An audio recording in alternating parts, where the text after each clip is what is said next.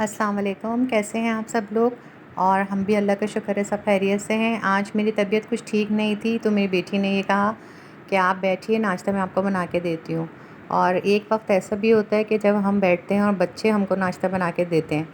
तो उन्होंने मेरे लिए ऑमलेट बनाया है और चाय बनाई है।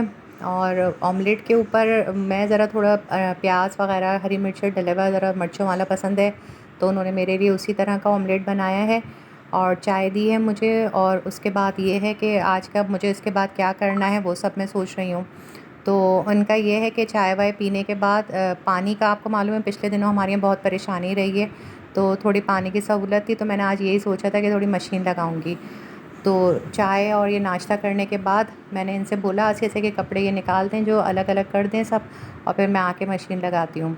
तो मैंने ये नाश्ता किया है और नाश्ता करने के बाद मैंने मशीन लगाई है।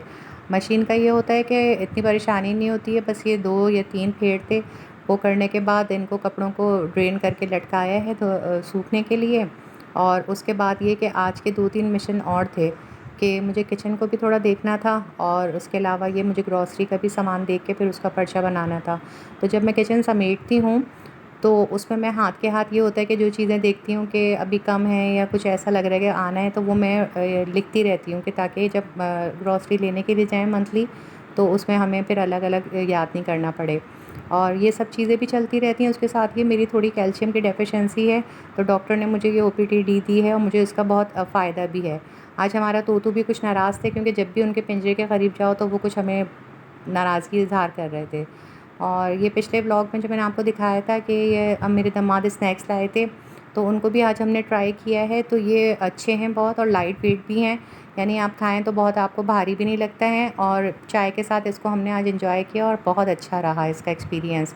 और थोड़े-थोड़े हल्का सा इसके अंदर काली मिर्च का भी कुछ है, टेक्सचर सा डला हुआ है, तो वो खाने में भी ऐसा लग रहा है कि ज़रा मुँह में भी जायका अच्छा हो जाता है उसका। और क्रिस्पी से हैं, ये बिल्कुल फ्रेश लग रहे हैं क्योंकि पैकिंग इनकी ज़ाहिर सील होती है जब हमने खोला है, तो जब भी है और अच्छे स्नैक्स हैं, ये बम्बई निम्को वालों के हैं और अच्छे लगे। इसके बाद मेरा इरादा था कि अपने ज़रा प्लांट्स वगैरह को देखूँगी, क्योंकि अब सर्दियाँ हैं तो आपको मालूम है कि आप ज़्यादा पानी भी नहीं दे सकते इनको क्योंकि ये ख़राब हो जाएंगे। और इसके अलावा ये वाला जो मेरा प्लांट है, इसके अंदर ये था कि जो इसका भी मैंने एक साइड टूट गया था, मगर आज इसको ये देख के खुशी हुई कि इसमें से एक स्प्राउट सा निकल रहा है।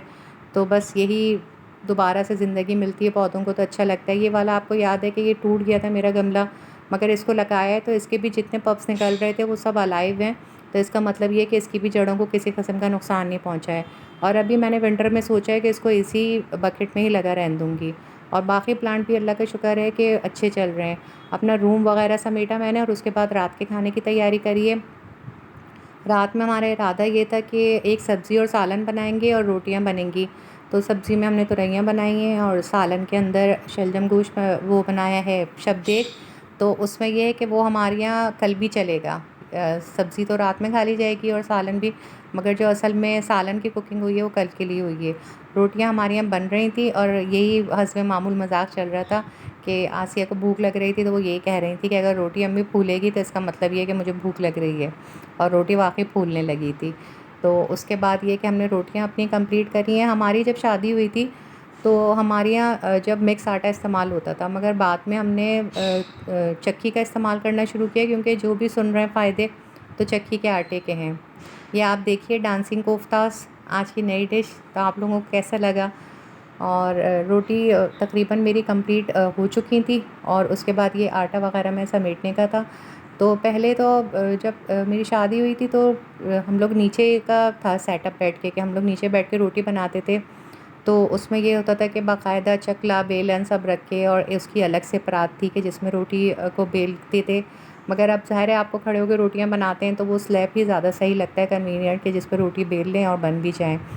और इनके अब्बू जो हैं उनको असल में गाय का गोश्त वगैरह मना है, चिकन वो खाते नहीं है शौक़ से।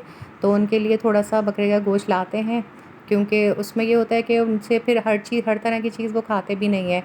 तो इसका जो हमारा एक्सपीरियंस है वो इम्तियाज़ का बहुत अच्छा है कि यहाँ पे वेट भी सही होता है और गोश्त भी बहुत फ्रेश अच्छा मिलता है। तो इसमें ये होता है कि अगर हम हाफ़ केजी गोश्त लेके आए तो उसमें फिर इनके पैकेट बना के रख देते हैं कि ताकि जब भी बनना हो तो फिर आसानी होती है। और इसके अलावा आपको मालूम है कराची में भी मौसम थोड़ा-सा चेंज हो रहा है, तो आज थोड़े गर्म कपड़े वग़ैरह भी निकाले थे कि उनको भी ज़रा धूप वग़ैरह दिखाएँगे। और उसके बाद ये है कि आप लोगों ने ये सुन लिया कि आज हमारे यहाँ क्या-क्या बना है, तो फिर ये आप लोगों का भी हिस्सा निकाला है, आप लोग भी खाइए और मुझे दुआएँ दीजिएगा। उसके बाद ये रात की चाय का स्पेल चला है, रात की चाय पी है हम लोगों ने और उसके बाद हम लोग सोने की तैयारी। अल्लाह